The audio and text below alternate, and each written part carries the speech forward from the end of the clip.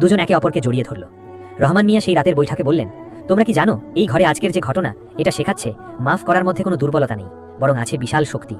নবীজি সাল্লাল্লাহু আলাইহি ওয়াসাল্লাম বলেছেন, মাফ করলে আল্লাহ তাআলা মাফকারীর সম্মান বাড়িয়ে দেন। আজ এই পরিবারের সম্মান বেড়েছে। দিন যেতে লাগলো, ইউসুফের মাঠে ফসল ভালো হলো। ইয়াকুব মক্তবে পাঠদান করতে করতে আরও বেশি মানুষ তার কাছে ছেলে মেয়ে পাঠাতে লাগলো। তার সুনাম ছড়িয়ে পড়ল। ইদ্রিসের কারিগরি কাজের খ্যাতি দূরের শহর পর্যন্ত পৌঁছালো। শহর থেকে এক ব্যবসায়ী এসে তার সাথে চুক্তি করল।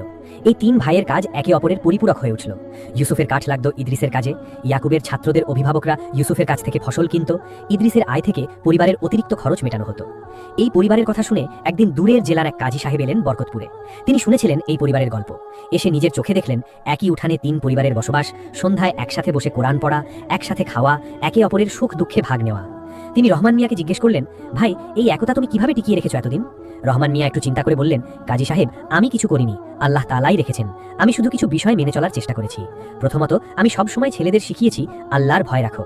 যার মনে আল্লাহর ভয় আছে সে অন্যায় করে না, সে মিথ্যা বলে না, সে অপরের হক নষ্ট করে না। দ্বিতীয়ত, আমি শিখিয়েছি ছোট ছোট কারণে মনে কষ্ট জমিয়ে রেখো না। বুকে পাথর রাখলে পাথর বড় হয়, নামিয়ে রাখলে হালকা লাগে। তৃতীয়ত, আমি শিখিয়েছি কেউ ভুল করলে তাকে একা একা বলো না অন্যের কাছে, বরং সরাসরি বলো। গীবত শয়তানের কাজ। আর চতুর্থত, প্রতিদিন একসাথে বসো, কথা বলো, হাসো, কাঁদো। একসাথে থাকার মানে শুধু এক ছাদের নিচে থাকা নয়, একে অপরের অন্তরে থাকা। কাজী সাহেব মুগ্ধ হয়ে শুনলেন। তিনি বললেন, ভাই, আমি অনেক পরিবারের বিবাদ মেটাতে গেছি, কিন্তু তোমার পরিবারের মতো এই সৌন্দর্য আর কোথাও দেখিনি। কিন্তু আল্লাহ তাআলা তার প্রিয় বান্দাদের কখনো কখনো আরও কঠিন পরীক্ষায় ফেলেন, কারণ সোনা পুড়লে আরও খাঁটি হয়। সেই বছর শেষের দিকে রহমান মিয়া অসুস্থ হয়ে পড়লেন। হাকিম এলেন, দেখলেন, বললেন এটা কঠিন রোগ, দীর্ঘ সময় বিছানায় থাকতে হবে। রহমান মিয়া মেনে নিলেন, কিন্তু তার মনে কোনো অস্থিরতা ছিল না। বিছানায় শুয়েও তিনি আল্লাহর জিকির করতেন, কোরআন তেলাওয়াত করতেন। ছেলেরা পালাক্রমে বাবার সেবা করত। ইউসুফ মাঠ থেকে ফিরেই বাবার পাশে বসত। ইয়াকুব মক্তব শেষ করে এসে বাবার মাথায় হাত বুলিয়ে দিত। ইদ্রিস কাজ ফেলে রেখে বাবার ওষুধপত্র কিনে আনত। বউয়েরাও শাশুড়ির সাথে মিলে শ্বশুরের জন্য রান্না করত, বিশেষ খাবার বানাত। রহিমা বেগম রাত জেগে স্বামীর পাশে থাকতেন। রহমান মিয়া একদিন বিছানায় শুয়ে বললেন, বাবারা, আমি হয়তো বেশি দিন নেই। ছেলেরা বলল, না আব্বাজান, আল্লাহ আপনাকে সুস্থ করবেন। রহমান মিয়া বললেন, আল্লাহর ইচ্ছা, কিন্তু আমি চাই আমার থাকতে থাকতে কিছু কথা বলে যাই। আমার জীবনে যা কিছু পেয়েছি, এই ঘর, এই পরিবার, এই একতা, সবকিছু আল্লাহর দান। এটা টিকিয়ে রাখার দায়িত্ব এখন তোমাদের। ছেলেরা চোখের পানি মুছতে মুছতে বলল, ইনশাআল্লাহ আব্বাজান। রহমান মিয়া বললেন, শুধু মুখের কথা না, বুকের কথা। আমি যাওয়ার পর যদি কেউ বলে আলাদা হও, মনে রেখো সে তোমাদের শত্রু। যদি কখনো ঝগড়া লাগে, মনে করো আমার কথা। আমি মরে গেলেও আমার আত্মা কষ্ট পাবে যদি তোমরা আলাদা হও, আর আমার আত্মা শান্তি পাবে যদি দেখি তোমরা একসাথে আছো। সেই রাতে সবাই মিলে দোয়া করল, রহমান মিয়ার জন্য, পরিবারের জন্য, একতার জন্য। আর সেই রাতে এক আশ্চর্য ঘটনা ঘটল। রহমান মিয়া পরদিন ভোরে ফজরের আজান শুনে নিজেই উঠে বসলেন। বললেন, কে আমাকে অজুর পানি দেবে? সবাই অবাক। হাকিম এসে পরীক্ষা করে বললেন, এ তো আল্লাহর কুদরত, রোগ অনেকটাই কমে গেছে। ছেলেরা বলল, আব্বাজান, এটা আমাদের দোয়ার কবুল। রহমান মিয়া বললেন, না বাবা, এটা তোমাদের সেবার পুরস্কার। আল্লাহ বলেছেন, যে সন্তান বাবা মায়ের সেবা করে আল্লাহ তাদের জীবনে বরকত দেন। তোমাদের সেবাই আমাকে সুস্থ করেছে। সুস্থ হওয়ার পর রহমান মিয়া একটা বড় কাজ করলেন। তিনি গ্রামের সকল বিবাদমান পরিবারকে ডাকলেন। যেসব ভাই আলাদা হয়ে গিয়েছিল, যেসব পরিবারে মনোমালিন্য ছিল, সবাইকে ডাকলেন। এক বিশাল মাজলিস বসলো তার বাড়ির উঠানে। সেই মাজলিসে রহমান মিয়া বললেন, ভাইয়েরা, আমি আজ তোমাদের সামনে আমার পরিবারের কথা বলতে আসি না, আমি এসেছি আল্লাহর কথা। আল্লাহ বলেছেন, ওয়া আতাসিমু বিহাবলিল্লাহি জামিআও ওয়ালা তাফাররাকু, অর্থাৎ তোমরা সকলে আল্লাহর রজ্জু শক্ত করে ধরো এবং পরস্পর বিভক্ত হয়ো না। এই আয়াত শুধু কোরআনে লেখার জন্য নয়, এটা তোমাদের জীবনে পালন করার জন্য। তিনি বললেন, একটি পাখির কথা ভাবো। যে পাখির দুটি ডানা একসাথে কাজ করে সে উড়তে পারে। একটি ডানা ভেঙে গেলে সে মাটিতে পড়ে যায়। তোমাদের পরিবারও সেই পাখির মতো। ভাই ভাইয়ের ডানা, স্বামী স্ত্রী পরস্পরের ডানা, একে অপরকে ভেঙে দিলে নিজেই মাটিতে পড়বে। গ্রামের মানুষ মনোযোগ দিয়ে শুনল।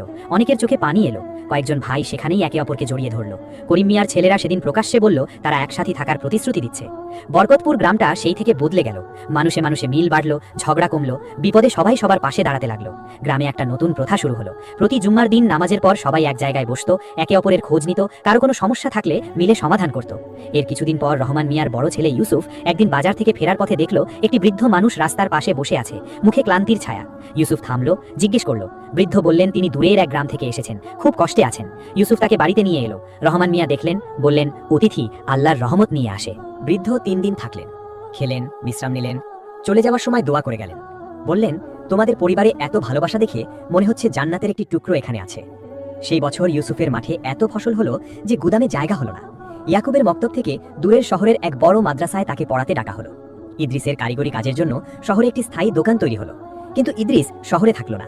রোজ সকালে যেত, সন্ধ্যায় ফিরত পরিবারের কাছে, কারণ সে জানত যত আয় হোক পরিবারের কাছে থাকার সুখ কোনো আয় পাওয়া যায় না। রহমান মিয়া তখন বার্ধক্যে পৌঁছে গেছেন। চুল সব সাদা, হাঁটতে একটু কষ্ট হয়, কিন্তু চোখের আলো এখনো প্রশান্ত। তিনি প্রতিদিন উঠানে বসতেন, নাতি নাতনিদের কোলে নিতেন, তাদের কোরআন শেখাতেন, গল্প বলতেন। নাতিরা তাকে ঘিরে বসত, তার লম্বা সাদা দাড়িতে হাত দিত, তিনি হাসতেন।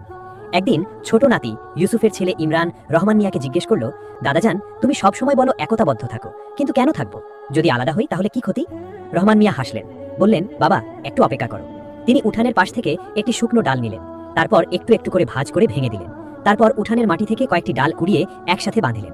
ইমরানকে বললেন, এখন ভাঙো। ইমরান শক্ত করে ধরে চেষ্টা করলো, পারল না। রহমান মিয়া বললেন, এটাই উত্তর বাবা, আলাদা হলে ছোট ছোট বিপদও ভেঙে দেবে, একসাথে থাকলে বড় বিপদও কিছু করতে পারবে না। ইমরান বলল, দাদাজান, আমি কখনো আলাদা হব না। রহমান মিয়া তার মাথায় হাত রেখে বললেন, ইনশাআল্লাহ বাবা, আল্লাহ তোমাকে এই প্রতিশ্রুতিতে অটল রাখুক। বছরের পর বছর কেটে গেল। রহমান মিয়া একদিন ভোরে ফজরের নামাজের পর বিছানায় শুয়ে শেষ নিঃশ্বাস ত্যাগ করলেন।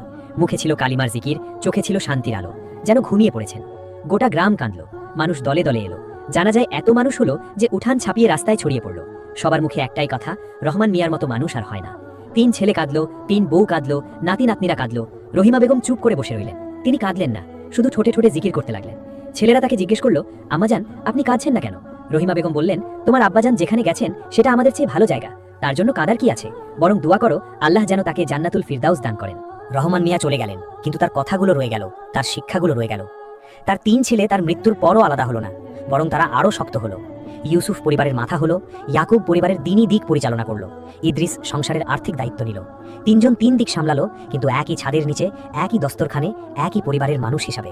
রহিমা বেগম অনেকদিন পরে একদিন সন্ধ্যায় 3 ছেলেকে ডাকলেন, বললেন, বাবারা, তোমাদের আব্বাজান যাওয়ার পর আমি ভেবেছিলাম হয়তো তোমরা একটু একটু করে সরে যাবে, কিন্তু তোমরা সরনি। এটা দেখে প্রতিদিন আমি আল্লাহর শুকরিয়া আদায় করি। তোমাদের আব্বাজানের রূহ নিশ্চয়ই শান্তিতে আছে।